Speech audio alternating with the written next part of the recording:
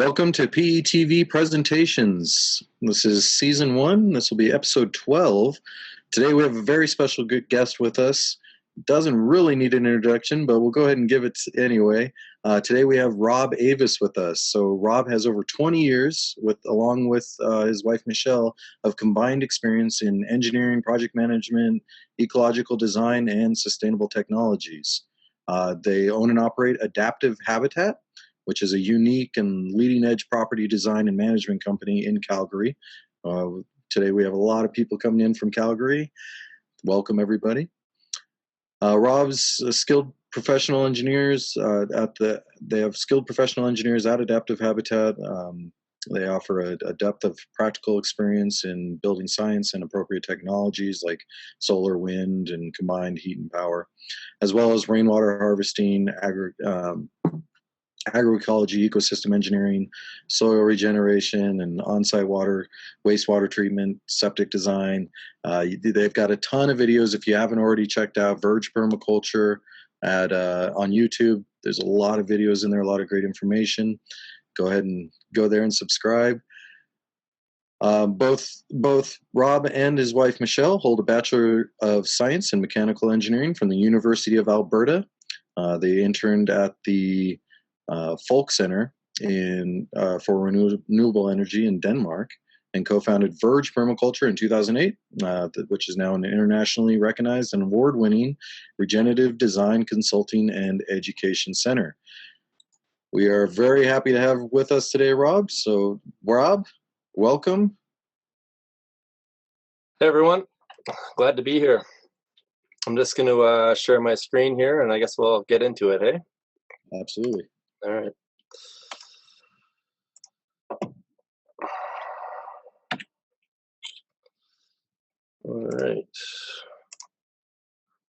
All right. How does that look there, Josiah?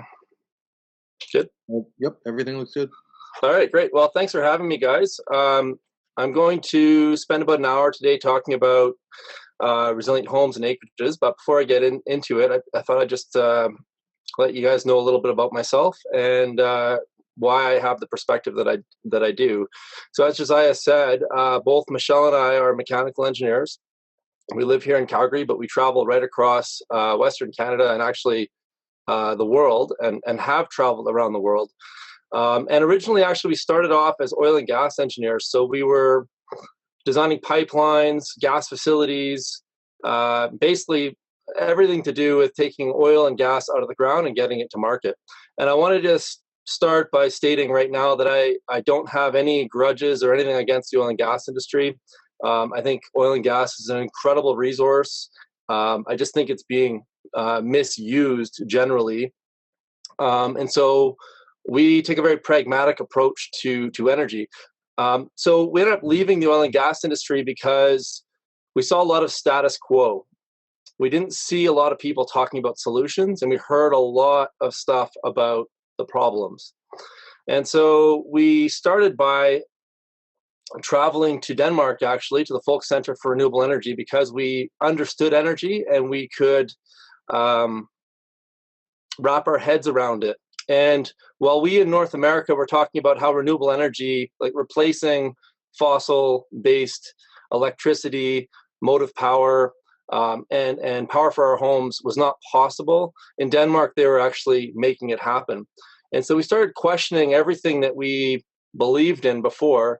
And Denmark really got us thinking, well, if Denmark's actually going to show us how we can repower the world, how are we going to feed the world? And so then we started on a journey through the rest of the Americas. We went to parts of Africa, Australia, the Middle East, and we started to see similar patterns, that there were other people out there that were doing really innovative stuff with agriculture. And so we kind of went down that rabbit hole. And the more we learned, the more we realized that our biggest barrier to transformation as a society was up here. It was specifically the myths that we were telling ourselves. So we got into permaculture, and now we're basically doing, the easiest way to describe it is permaculture engineering or ecological engineering. And so we bring together the biology on one side and mechanical engineering on the other, and design science into this company that you're looking at our logo, Adaptive Habitat here. This is a relatively new company that we've started to handle all of the consultancy requests that we get. And so we bring engineering into the way that we design resilient homes, acreages, and farms, as well as permaculture. Our other business is Verge Permaculture, which is our education branch. And so we teach this sort of stuff, resilient homes, farms, and acreages, through the permaculture lens to people right across Canada, and we've never looked back. So I mentioned this concept of myth, and this is not something that I ever really took seriously. I mean, myth was one of those things that you learn in school, you know, about the Greeks and Romans and how they had these stories to describe the world that they couldn't describe with science. And I always just kind of thought that they were just antiquated and not very sophisticated. But it turns out not much has changed since Roman and Greek time. We actually still have tons and tons of myth around us. And so on the screen that you're looking at right now, I've got 3 fairly well-known myths. So we've got the sword of Damocles on the left, the phoenix rising in the middle, and Hydra on the right. Now, the myths that we tell ourselves are different in a way than the myths that were told back in Greek and Roman times. The myths that we tell ourselves are things like, you know, it's totally normal. This is not this audience that says these types of myths, but if you go out into conventional society, it's normal to only have 3 days of food at any given time. Or we can't replace our grids with renewable, resilient forms of energy. We have all sorts of myths, or we have to get into massive amounts of debt in order to put a roof over our house. I mean, most houses cost you about a third of your life energy. One of the things that I really started questioning when I got into this, being an engineer and a bit of a nerd, I actually sat down and calculated out how many hours I have on this planet, assuming that I would live for about 80 years. And I think one of the craziest myths that we have right now is that it takes a third of your life to basically pay for a roof over top of your head. So we don't need to go into all the other myths necessarily, but it's important to be cognizant of those myths, because a lot of times those myths will actually create limiting beliefs, if you will. Now, I have these 3 images up on the screen because they are myths that were told in Greek and Roman times, and I think that there are lessons that we can learn from them. And so if you look at my logo, Adaptive Habitat, Resilient Homes, Acreages, and Farms, I use the word resilient because it's a word that people understand. It's not jargony, but I don't actually think resilience is enough.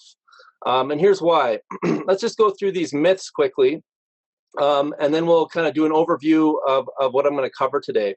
So on the left-hand side is Damocles' sword. So essentially, when you're in power, when you're a politician, or back in those times a king or an emperor, there's an incredible amount of risk associated with being somebody in a power position, essentially. And so it's akin to basically sitting in a throne because you're the leader, and having a sword hanging over top of your head, being hung by the hair of a horse. And it's inevitable. It's only a matter of time before that sword falls on you. So this myth really teaches us about the concept of fragility, if you will. And if you think about modern day society, you know, where we have one grid for water. So if the water grid goes out, we're without water, and we're without sewage, actually. Or one power grid, because a lot of us don't have renewable energy. Maybe in this crowd you do, but most people don't have renewable energy on their homes yet. Or one sewer grid, or one food grid. I mean, the food grid's maybe a little bit more resilient than power, but not much really. And so we've set up most of society around this myth, this sort of Damocles. And we've told ourselves that it's totally normal to just have everything just on time. So we're going to run our companies based on the next quarter, and we're going to be okay with the fact that our grocery stores only have 3 days of food. And I think we can do better than that. What's funny is that the myths that we tell ourselves about this just-in-time lifestyle that we seem to live is the driving force behind why people call preppers crazy. And I have to just say right now, if any of you guys resonate with the word prepper, I have an incredible amount of respect for preppers, because I actually don't think they're crazy. And I think if most people took a prepper mentality, the word prepper would disappear, and the sword of Damocles would disappear with it as well. Because if we all had a resilient water supply in our backyard, even some food in the basement, and we thought a little carefully about how the types of infrastructure that we surround ourselves with, the world would be a lot more resilient. Now, the second myth here is the phoenix, and this basically represents resilience. So when the phoenix dies, it burns and it reemerges from its ashes, exactly the same as it was. And so resilience is a word that most of us understand, but I actually don't think it's enough. And so today's presentation is going to talk about what beyond resilience actually looks like, and how we can set our lives up to encompass and embody this thing that's beyond resilience. And so the last myth is of Hydra. And the myth of Hydra is basically this mythical beast that whenever you chop off one of her heads, she comes back with 8. And that myth basically represents this concept of anti-fragility, which is going to be a core theme throughout the actual talk. So in the talk today, I'm going to talk a little bit about assessing risks in fragility. Specifically, I'm going to define out this word anti-fragility if you've never heard it before. And then I'm going to bring that over into the anti-fragile homestead. And what's unique about this talk is it's the first time that I've given this talk outside of a permaculture design course around our high-level design process as engineers and homestead designers. And so we're going to talk about how we look at design, and I know you're going to get tons of value out of that process-based discussion, and you'll be able to apply a lot of these ideas in the way that you either if you haven't purchased a property, or you're in the process of designing a property, or you have a property and you want to change some of the design a little bit. So we're going to talk about water, roads, and infrastructure, and structures as well.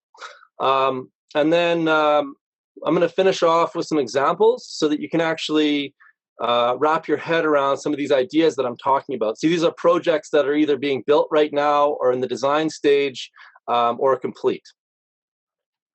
All right. So I'm just dealing with a bit of a cold, so I apologize if I cough or anyways.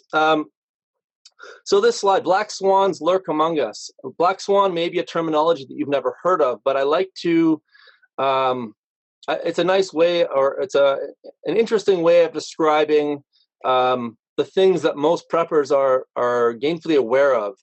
And black swans are basically rare, unpredictable events. They're generally outliers. They have extreme impact, and they can generally only be explained retrospectively.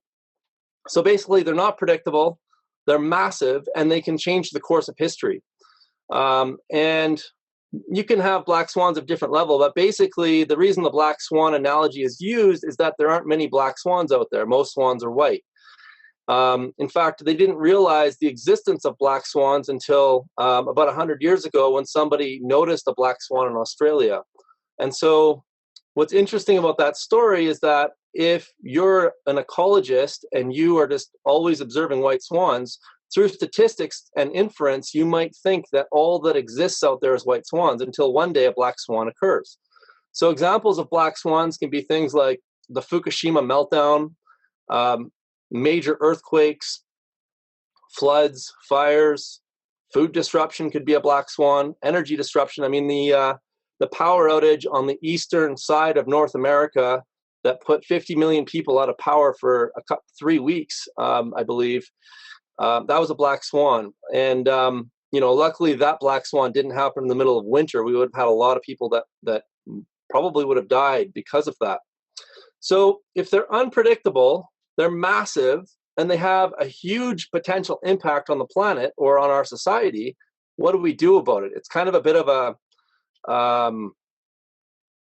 it's a big problem. And a lot of even engineers who classify themselves as risk analysts, the way engineering works is when we do a design, we'll go back in the history books and look at, especially like weather events. We'll look back for 100 years and say, well, in the last 100 years, we'll use rain as an example because rain can lead to floods if you have extreme rain events. We've never had a rain bigger than 60 millimeters, in a 1 hour period, let's say. And so they'll design it for 60 mils, or maybe they'll design it for 65 or 70 mils. And so the Black Swan might be a rain event that gives us 100 or 150 millimeters in 1 hour that we could have never anticipated. So it's a problem that we actually have to deal with, because if you want to kind of classify preppers into a slightly different category, preppers are just risk adverse. And the question that I always ask people is, when I've got a group of people in front of me, is put your hand up if you have life insurance or any kind of insurance for that matter. If you're buying insurance products, then you're not much different than the average prepper. You're buying life insurance because of the Black Swan event that's going to occur at the end of your life. And we know that death is inevitable, at least up till now it has been. And so it's there to basically help your loved ones make it through that Black Swan event. So we're going to talk about how this applies to resilient homestead design or anti-fragile homestead design. And for those of you that want more information on this Black Swan concept, or anti-fragile, I highly recommend the work of Nassim Nicholas Taleb. And I think I said that right. His last name's Taleb. He wrote a book called Anti-Fragile, The Black Swan, and Fooled by Randomness. All three of those books are some of my favorites. They're very hard to read, but they're worth getting through. So essentially, we have a spectrum. This is how we deal with black swans. And so we can place everything on a spectrum from either being fragile to anti-fragile. And just to kind of wrap your head around what this means, I've got these little icons here. So fragile, glass, handle with care. We all know that if we ship something that's glass, if we're not handling it carefully, that glass is not going to make it to its destination in one piece. And then on the other spectrum, we have this concept of anti-fragile, which, if you want to think about it, please mishandle. So basically, this thing is going to benefit from disruption, essentially. Now, to personalize this and kind of wrap your head around what anti-fragile actually means, I like to bring it back into a human context. And that human context, the easiest way to explain it is, if you're an active individual, you're going out and you're lifting weight. Most of us know that when we lift heavy weights in the gym, or you're out farming and you're lifting heavy stuff, what happens is your muscle gets little micro tears, and those micro tears heal after you've stopped lifting and you eat the proper food, of course. And when they heal back over, you actually end up being stronger than you were before. And so your body is an example of an anti-fragile entity that benefits from a dose-dependent disturbance. So if you give it the right amount of disturbance, you get stronger. If you remove disturbance from your body, if you stop lifting weight and you sit in front of the television and eat potato chips all the time, then you're going to atrophy. Your muscles are going to get smaller. So human bodies actually require disturbance. And so we want our resilient homesteads, acreages, and farms to benefit from catastrophe. And it kind of sounds a little bit strange. Like, if it's a really big catastrophe, there's probably nothing we can do. But food disturbances, water disturbances, energy disturbances, we can actually build infrastructure and systems around us that get stronger and are better in times of distress. And so that's the concept that we're going to use through this presentation. Now, just to kind of contrast that, resilience, to me anyways, means that it will resist disturbance, but it won't necessarily improve with disturbance. Okay, so like concrete is resilient, it's hard to break it, but over time it does degrade. So we want systems that are anti-fragile. Now, basically, when I do a consultancy for somebody and I understand what it is that they're trying to do, and actually when I'm thinking about things through this anti-fragile lens, the only thing that we can actually do is we can rate the systems around us. So the systems that most people think about in a resilient homestead context or anti-fragile homestead context would be things like water, gas or your heating fuel, food, electricity, money might be considered one of them. And so each of these systems are things that we depend on. And what we can do is we can rate each of those systems in terms of their fragility, their resilience, or their anti-fragility. Now, I think you guys would all agree with me that most of those systems that I named are fairly fragile, especially the financial one. Food is fairly fragile. I think electricity is probably one of our more fragile energy grids because it hasn't been upgraded in a really long time. But we can rate it in terms of its fragility, resilience, or anti-fragility. And then we can kind of do a bit of a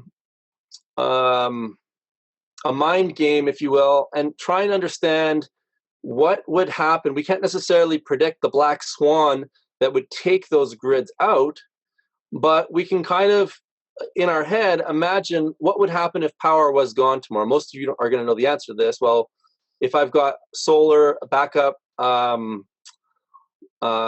batteries, maybe a wind turbine, maybe microhydro, depends on your context and where you are, possibly a generator and some type of a fuel. That system gets better as the power grid fails around it because it becomes more valuable. It's an example of anti-fragility. So renewable energy is a good one. Same with having your own food system or having a community of people around you that grow food. Those people will become probably overnight millionaires. So because nobody in our society knows how to grow food anymore. So if all of a sudden all the food systems start to fail, the people that know how to grow food will be driving the Mercedes-Benz. So that's an example of a system that benefits from chaos. So we can run all of these grids and systems and things that we depend on through that framework and try and understand how to build options or reposition our life or our business or our homestead to take advantage of the chaos. And if enough of us did this, there would be no chaos. We would actually solve the problem in doing so. And that's the silver lining in all of this stuff.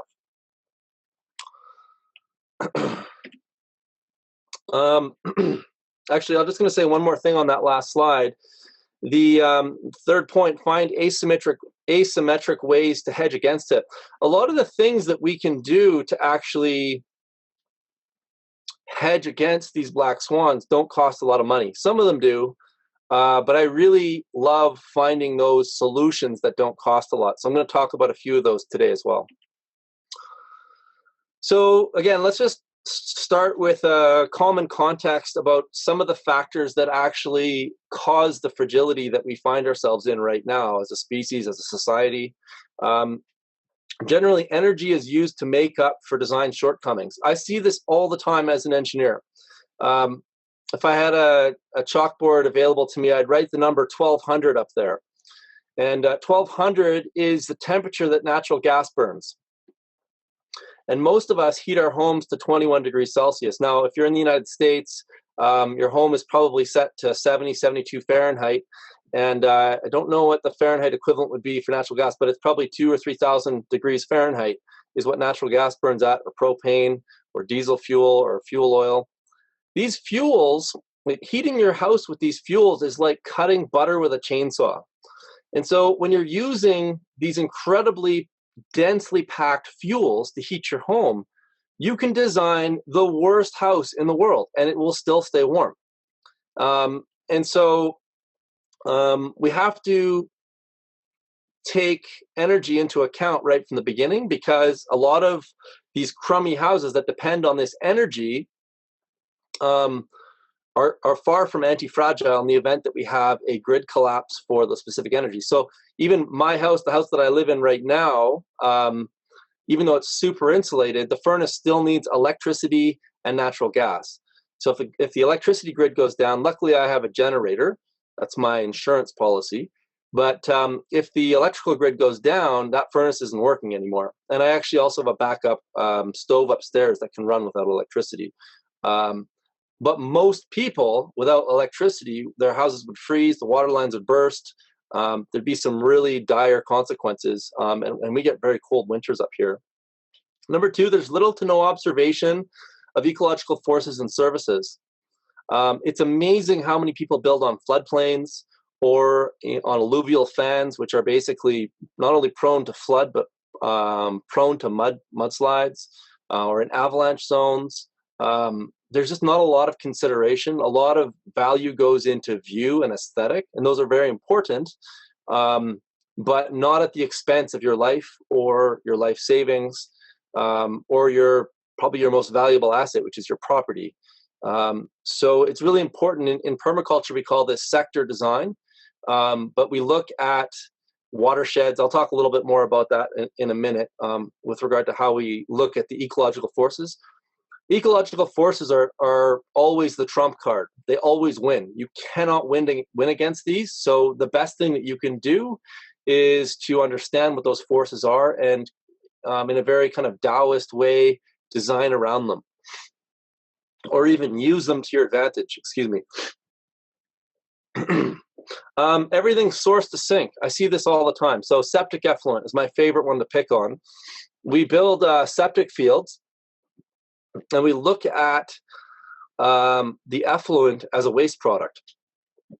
Now, globally, we have about 20 years of phosphorus left, mineable phosphorus. And so our septic effluent is actually a supply of phosphorus, nitrogen, potassium, and micro and macronutrients, plus water. Water is also going to be the biggest issue in the next 100 years. And we just dispose of this stuff like it's poop, pardon the pun. But we have to start looking at it as a resource. And we can do this through all of our categories, whether it's our wastewater, our compost. And the goal is to basically upcycle these products. And I'll give you guys some hard examples at the end of this presentation to talk about how we look at that. Systems require constant internal inputs, so we're always having to invest into them. They're not giving us stuff back, or they're not cycling things.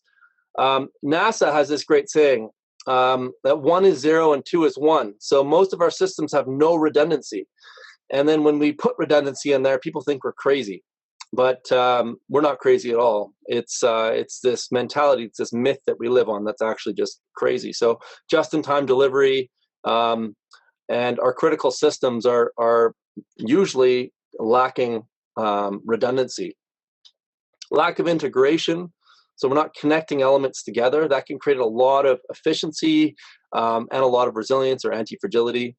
Short-term thinking, kind of hit on that. Lack of feedback loops. So if you're on a water grid in your city, you really have no idea how much water you're using unless you're actually looking at your monthly water bill. When you're on a rain cistern, you're very aware of how much water you're using on a regular basis. So a lot of people make poor decisions because the systems they rely on have no feedback, or the feedback cycle is very long. Excuse me. Centralized and massive scale infrastructure. So hopefully you see where I'm going with all of this stuff. These are all the things that contribute to our fragility, and we can flip these things around and change our fragility into anti-fragility. So when we design anti-fragile homesteads, their design focuses on minimizing energy use. So energy is supplied with appropriate sources.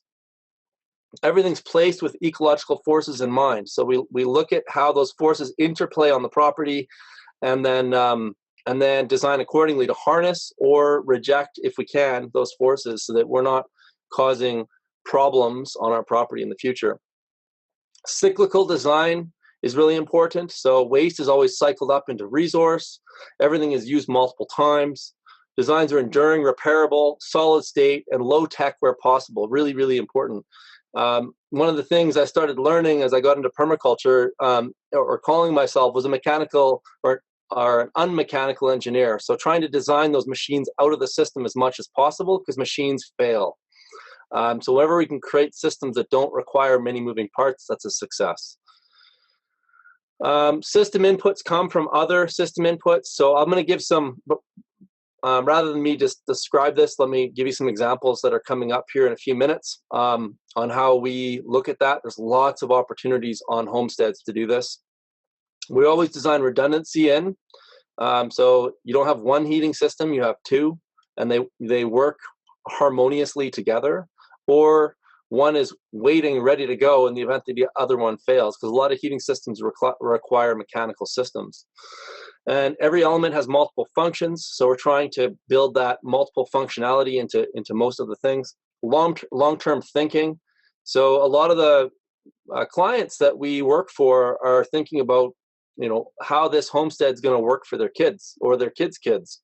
That's a really important ethos that we see on a regular basis. Quick feedback loops, so rain tanks, solar arrays, battery banks, generators, fuel tanks, those all have, if they're located on your property, your food cellar or larder, those things have quick feedback loops. And so you can make quick adjustments quickly, whereas you don't really know what's going on with the global food system or the global energy system or the global water system. But you're intimately aware of the types of things that are going on in your decentralized and micro-scale infrastructure that you depend on every day. And it's important to know that you don't need to own a rural property to have these anti-fragile characteristics. You can live in a city or a small town. I'm a really big fan of small towns. I think that small towns are going to play an incredibly important role in the future because they work within a human scale. Like when you get beyond that, there's a magic number. I don't know what it is, but you can usually feel it when you're in a place. When you get beyond a certain size where you pretty much don't know anybody, or it's tough to make community. Cities, I think, ironically enough, even though everybody's talking about how they're the panacea, cities will be the least resilient places in the future, I think. And what's great about that is small towns are pretty cheap to buy in right now. And so if you're concerned about debt, you can get out of debt and increase your anti-fragility just by moving into a more human scale place. So the rest of this presentation, I'm going to talk about the process that we go through in order to design these types of homesteads. This is a property that we're working on right now. It's in construction, getting pretty close to completion. So I'm going to refer back to this a little bit later. This is the high-level design process that we follow and that you can follow as well after this presentation. Some people want us to just take their problems away from them. And some of you are definitely going to be more DIY type people. And then there's also, people in the middle as well. So let's get into it. Number one, I think it's really important to set constraints. A lot of times my clients are overwhelmed with all of the possibilities that exist. And so a lot of my job is to take possibilities away, as weird as that sounds. So I'll look at a number of different options through a variety of different areas that are important for the development of this property, be it urban or rural. And what I do is I start to put fences around it. And by putting fences around the problem or the project, it dramatically simplifies it. And I do that through a variety of different methodologies, which I'm going to go through here in a minute. I absolutely love constraining problems. It makes my job a lot easier. So one of the first things that we do is we use Alan Savory's work, his holistic management guidelines for creating goals, or his holistic context is what he calls it now. And so we'll spend, up to a whole day with a client, and sometimes more, getting to know them and understanding what's important to them and where they want their life to go, and how we can use the property that they have or the property that they'd like to buy to help get them in that direction. And so this quote is one of my favorites by Seneca: "If one does not know to which port one is sailing, no wind is favorable." So some of you will have heard of holistic management and Alan Savory's work. And if you haven't, I highly encourage you to check out his TED Talk, Alan Savory. What people think holistic management is this grazing system. And there's certainly components of it that are steeped in grazing or based in grazing. So grazing animals, cows, sheep, goats. But the really brilliant part of Alan's work was his decision-making framework. And so if you ever find yourself either by yourself or with your partner, or if you're managing a piece of land with multiple people, constantly beating your head against the wall and unable to come to any kind of consensus or decision, you likely need a decision-making framework. And there's a few of them out there. This is the one that we've really resonated with. When you end up with managing land or designing a homestead, these are hyper-complex problems. There's so many moving parts. And it can be really challenging to understand how to tackle each of those different moving parts. And so this gives me insight into how my clients are thinking, and then it allows me to help make decisions either with them or on their behalf, having spent this large period of time on the front end of a project with them. Now, Michelle and I both, we have one for our personal life, so we make our decisions through a holistic context. We also have one for verge permaculture, and we have one for adaptive habitat. Each of these things have different moving parts, and they have different characteristics and different endpoints that we're trying to get them to. And so what's great about this is that we can make a complex decision in as little as 15 minutes using this process, and we teach our clients how to do it. I highly recommend this book. There's also, I've got some resources at the end of the presentation. There's a couple of great blogs that you can read for free that really got me thinking about holistic management and context decision making in a completely different way. So at the end of the presentation, you'll see some resources that we can go over, we can talk about, and I suspect Josiah will put them into the course page. Now, in the States, you're going to call this something a little bit different, but up here in Canada, we have something called land use bylaw. And we also have regulations and codes, and I know that you guys have that down there as well. And anywhere else in the world, for that matter, you're going to have jurisdictional rules and regulations that you have to follow. And given that I'm an engineer, I have to, and that I stamp things and I take liability, I have to take these into account.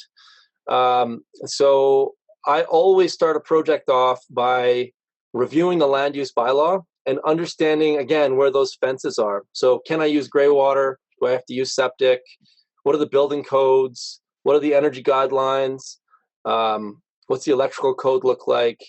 How many dwellings can I have on a property? Another one that comes up quite a lot, we'll look at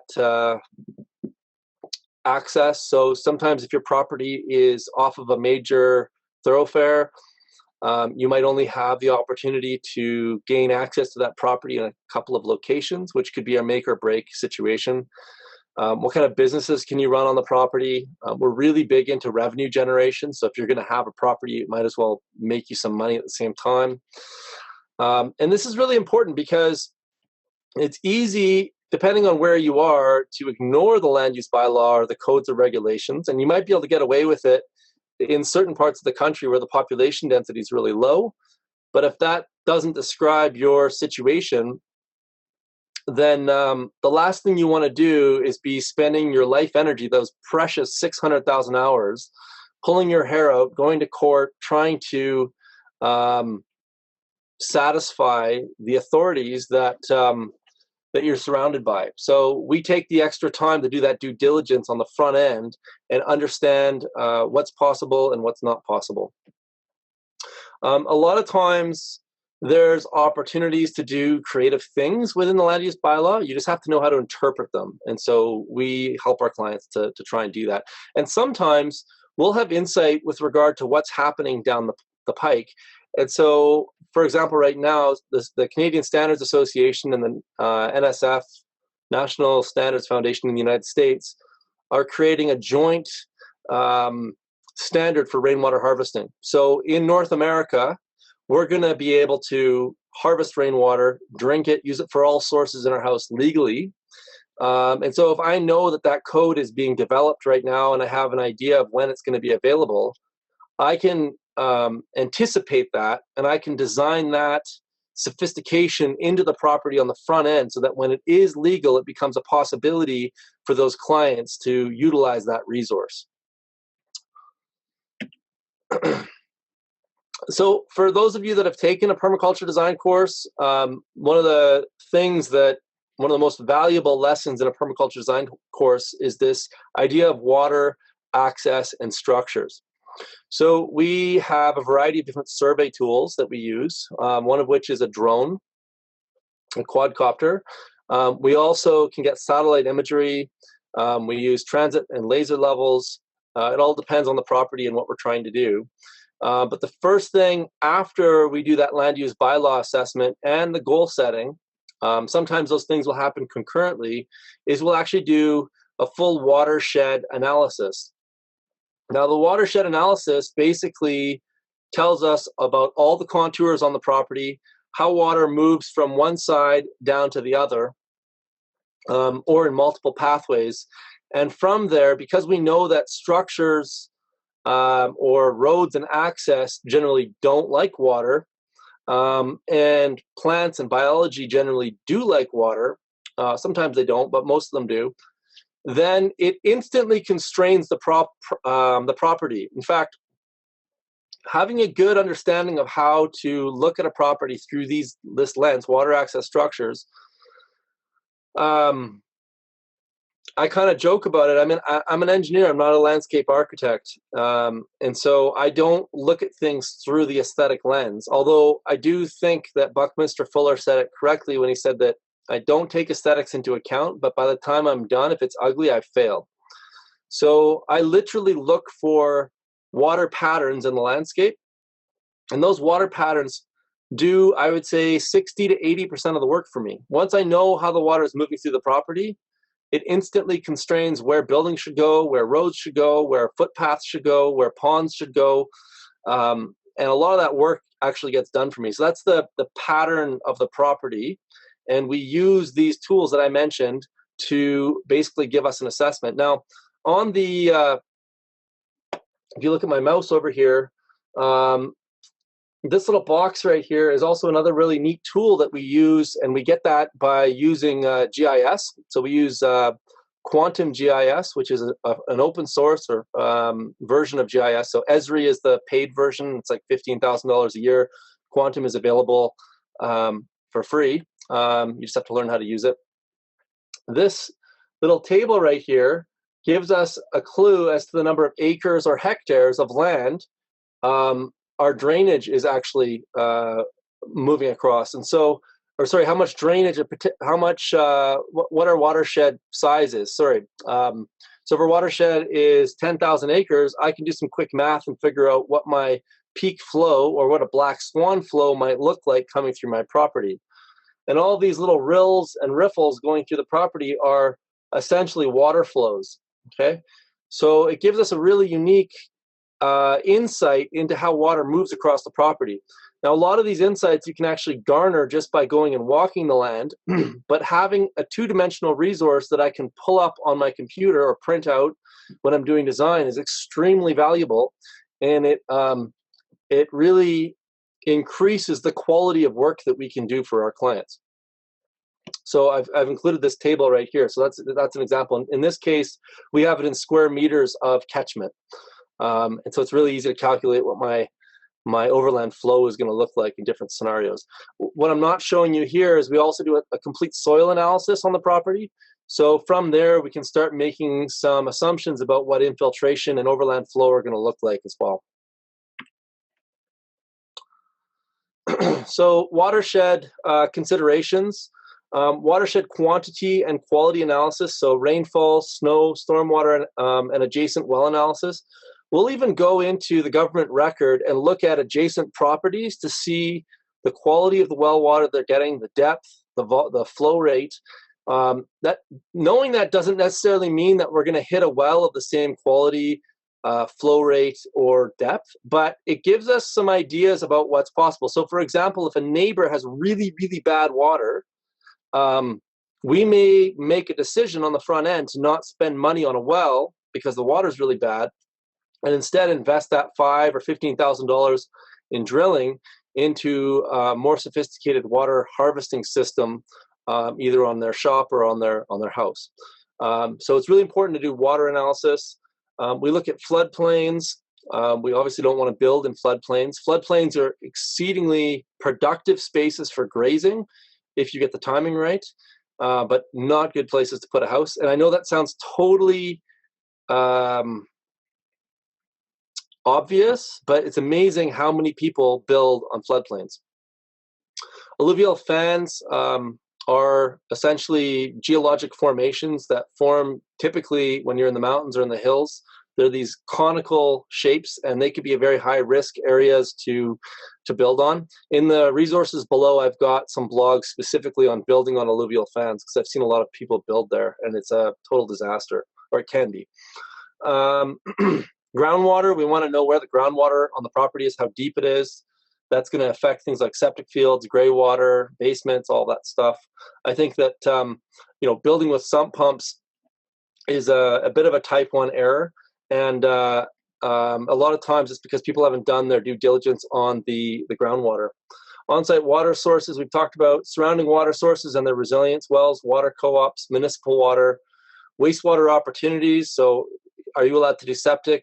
What does that look like? Gray water, composting toilets. And then, like I said, land use bylaw. A lot of places have restrictions. Like I know Colorado in the States and Alberta up here, we have a lot of restrictions about how you can and can't harvest water overground. Road considerations. So roads generally like to stay really dry, but they can be fantastic water harvesting elements. So we can integrate those roads with swales or keyline or any number of mulch basins. And we want to design them to minimize erosion. A lot of times people build really big roads.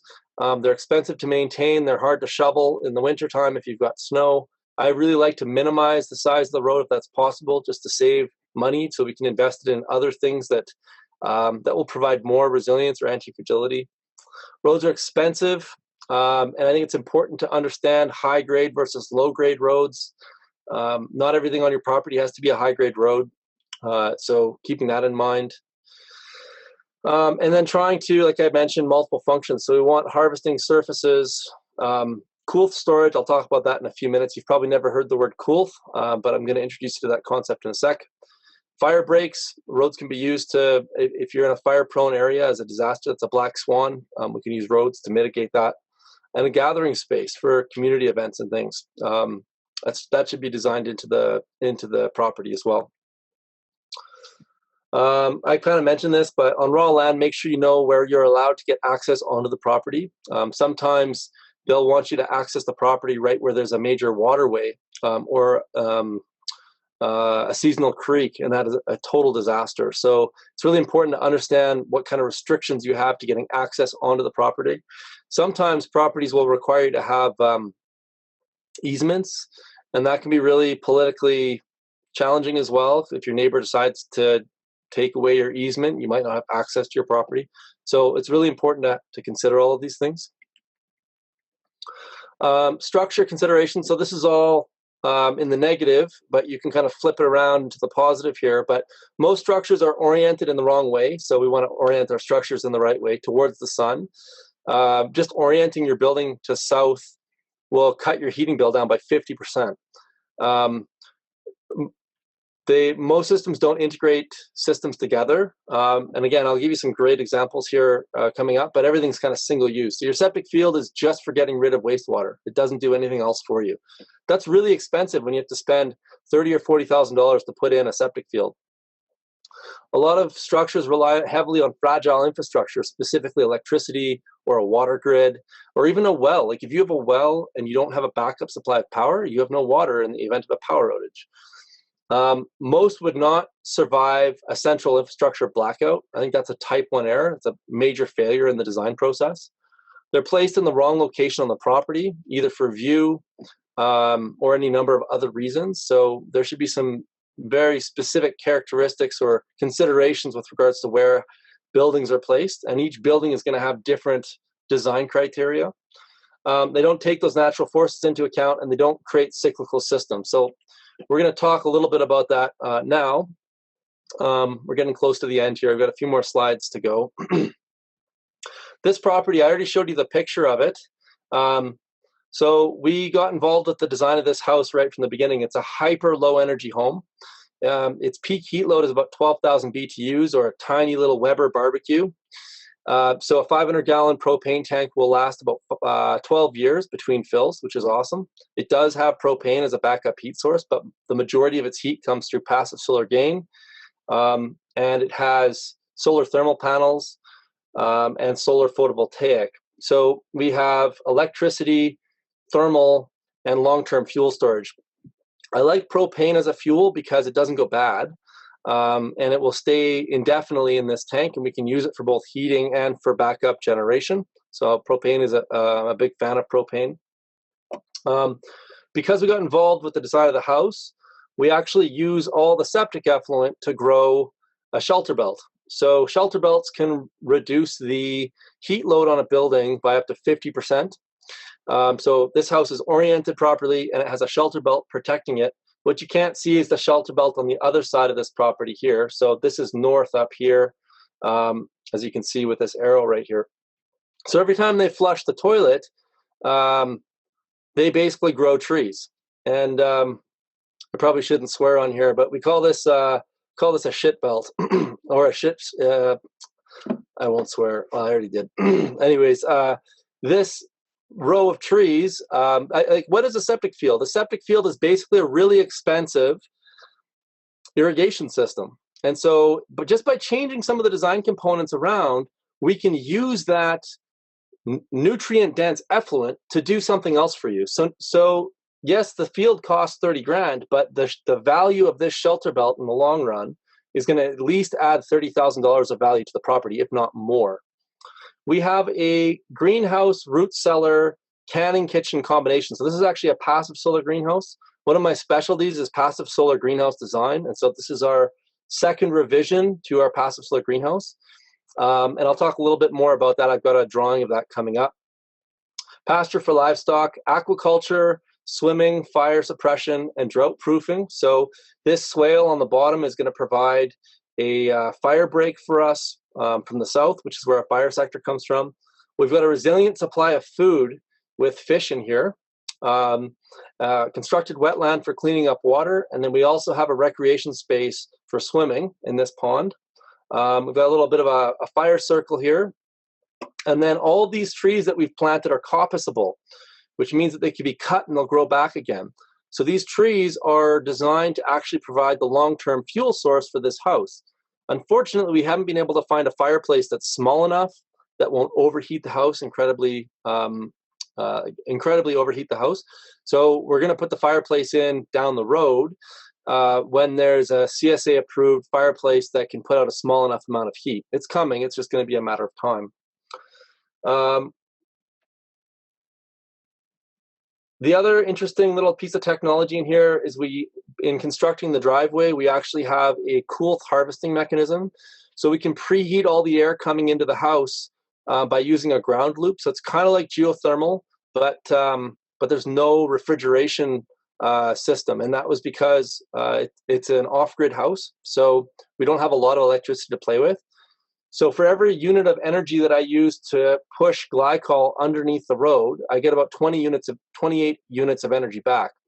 And it'll take minus 40, which is same in Fahrenheit as in Celsius, air, and bring it up to 0 degrees or 32 in Fahrenheit, and freeze the driveway. So all winter long, as I'm pulling energy out of this space, I'm actually freezing the driveway, and then I can draw that coolth, which is the word I used previously, in the summertime for air conditioning. So now my driveway is not just a water harvesting element. It's not just a way to get to my house.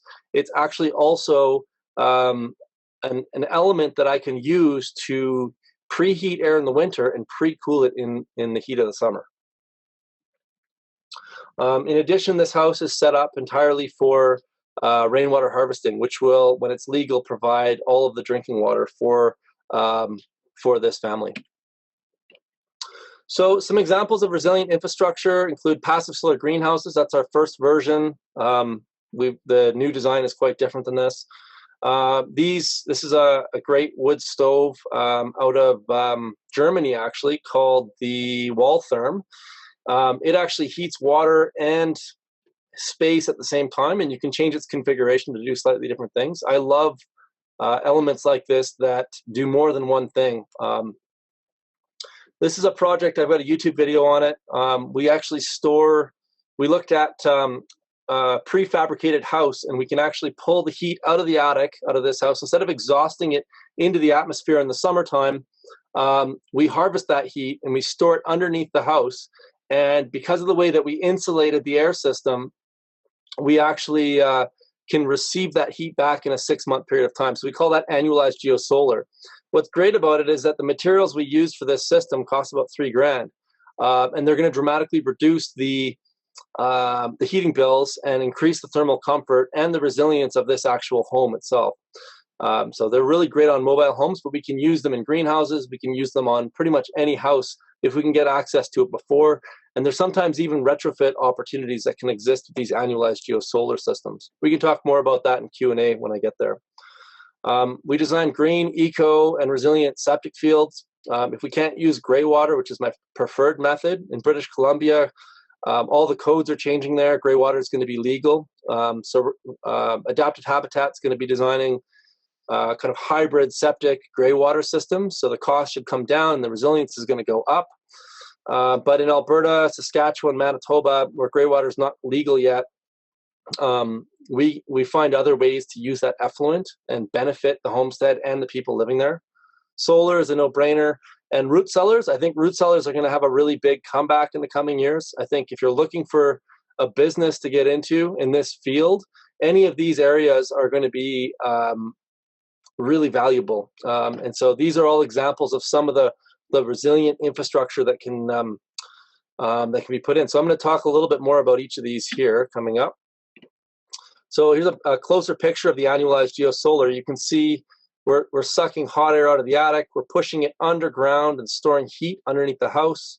And after it moves through the heat system, we actually take the cooled air that came through the ground and we dehumidify the crawl space. So it's actually doing lots of things at the same time.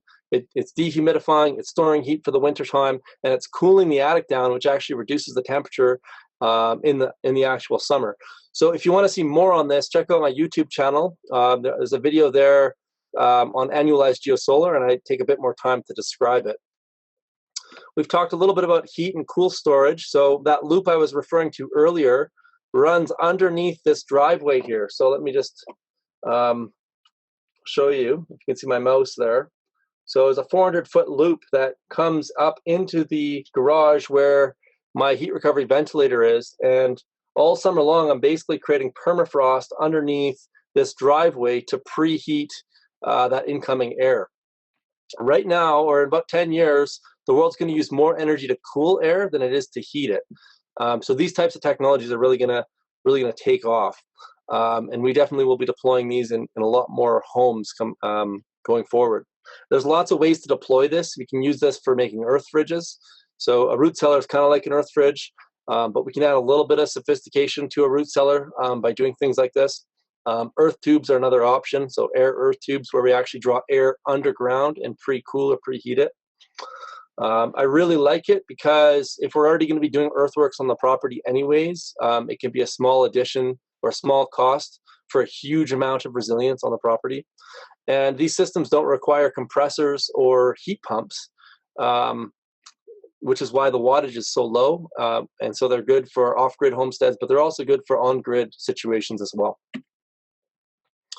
A lot of times people will try and replace their heat before they actually reduce the heat loss. And so a lot of people here are probably familiar with rocket mass heaters. This is built by a colleague of mine, Ashley and Heather Lubick from Dirtcraft Natural Building. Beautiful structures. I really like rockets. They're not always legal.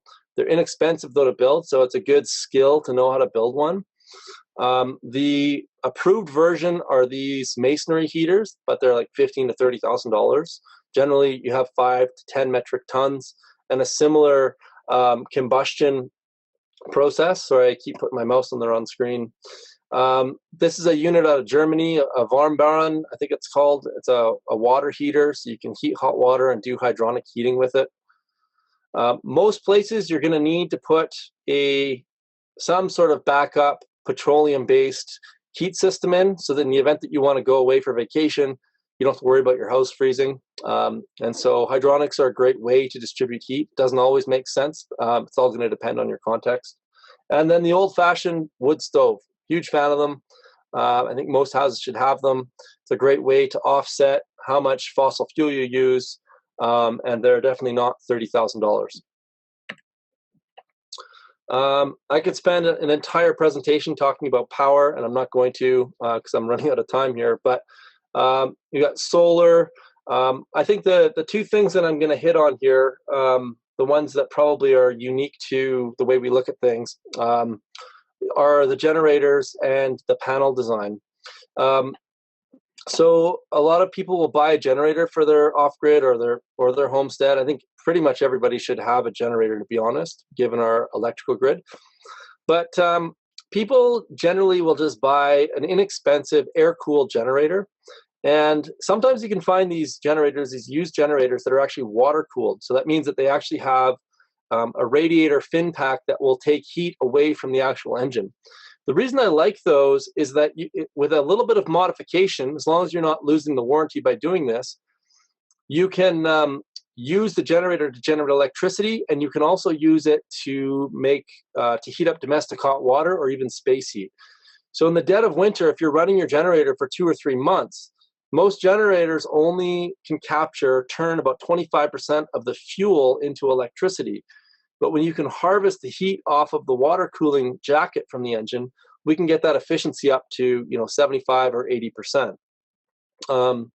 And then secondly, I think even if you're on grid, every house should have 2 panels. So a primary panel and a sub panel.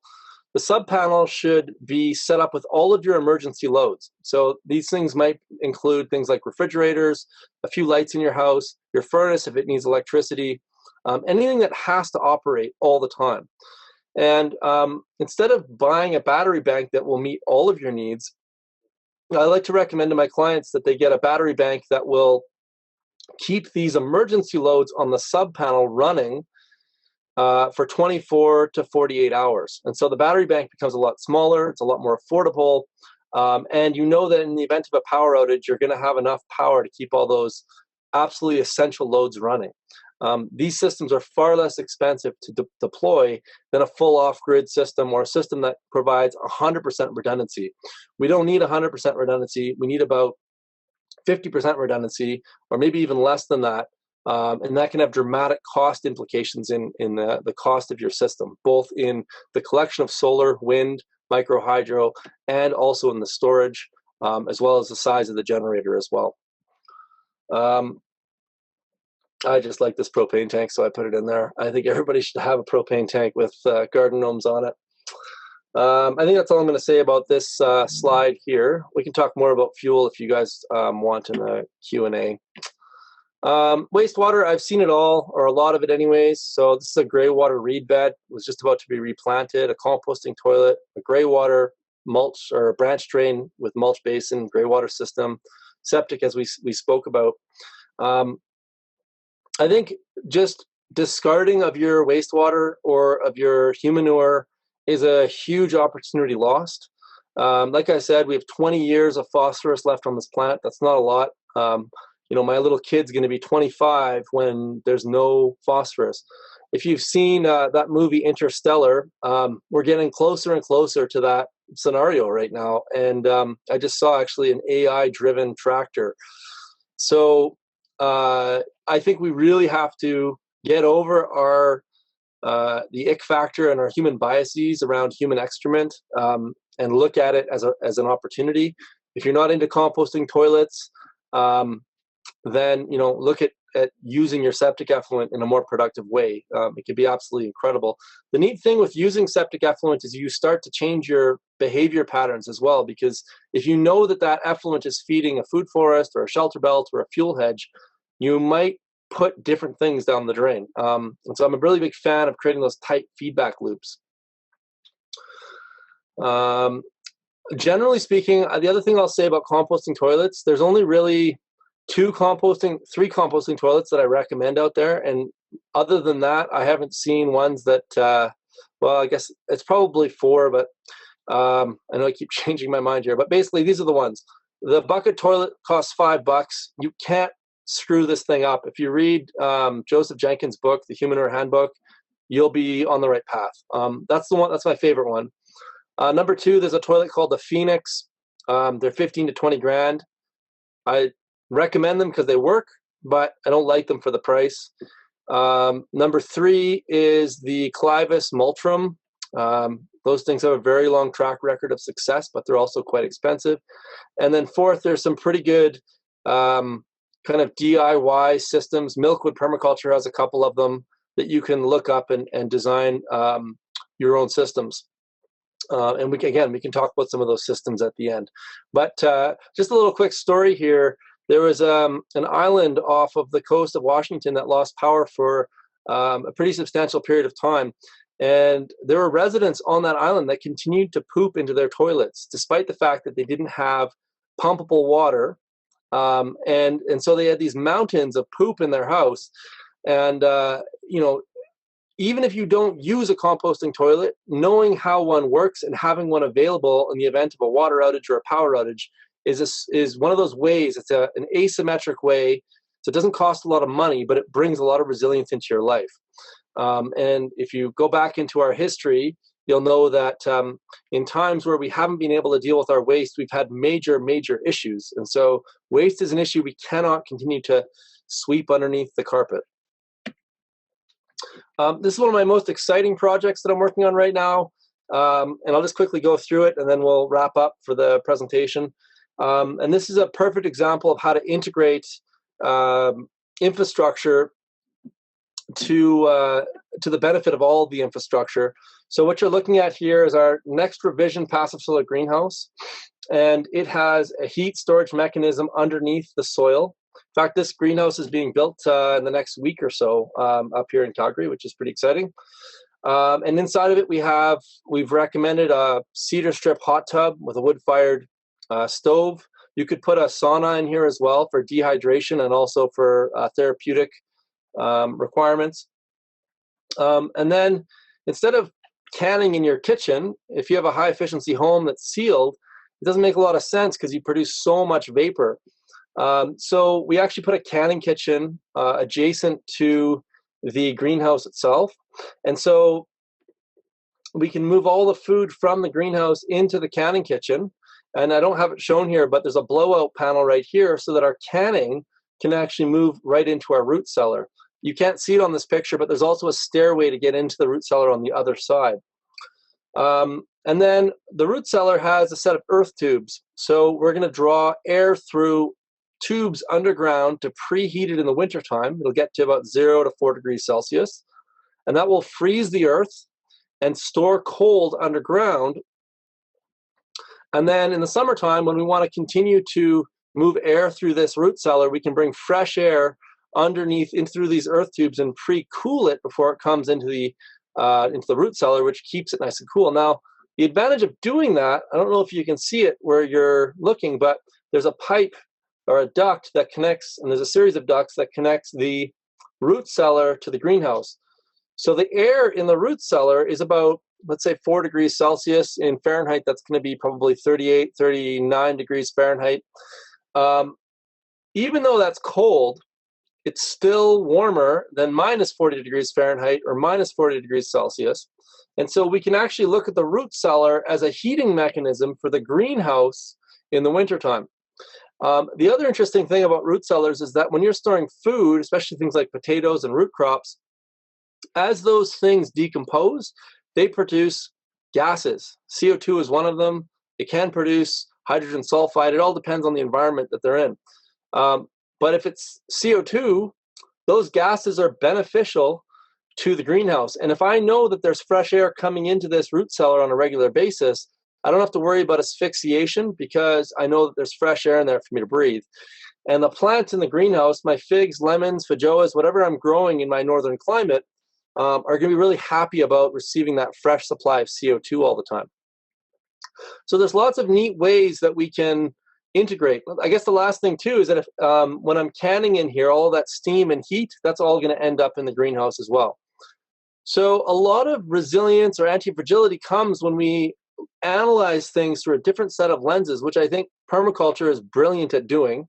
And that's really where I've gained a lot of insight and value in the way that I engineer, is by bringing those permaculture principles and methodologies into our design process.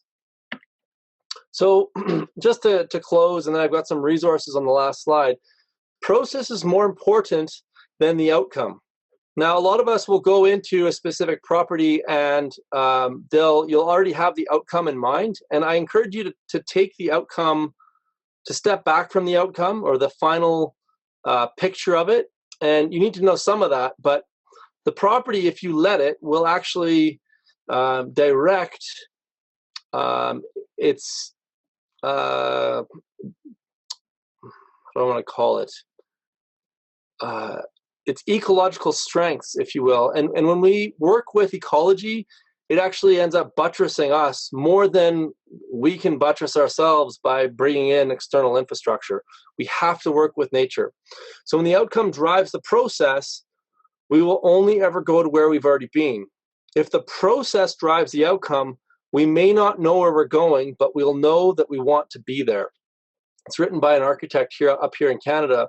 And I really like this quote. I think about it a lot. And I think that when you combine, permaculture is a process, engineering is a process. And when I married the two together, it created this really incredible marriage between two processes that allow us to do some really cool design.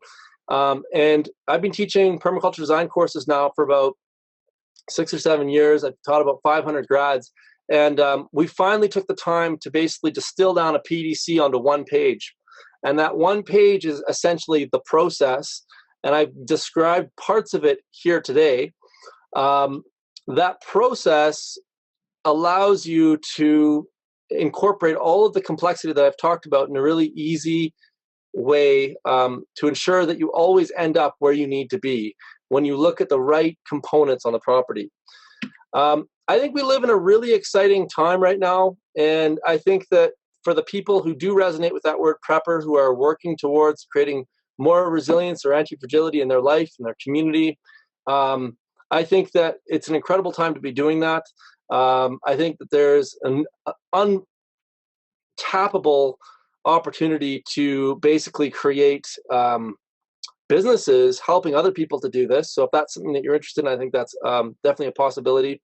And I think that we have to, as a group of people, we have to move away from the fear and we have to move towards the opportunity that exists, because it's really, really exciting.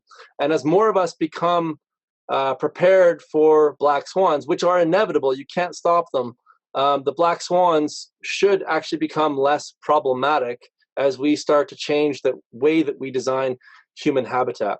So hopefully you've got a ton out of that today. I'm around basically as long as, I'm not sure what Josiah has planned for me, but I'll answer questions until my fingers fall off or my voice stops working. The last thing I'll say is that I've got a bunch of resources here that Josiah can put into the web notes. And they kind of hit on some of the terminology that was a little bit more obscure for folks that want to kind of follow up on some of those ideas. Thanks so much.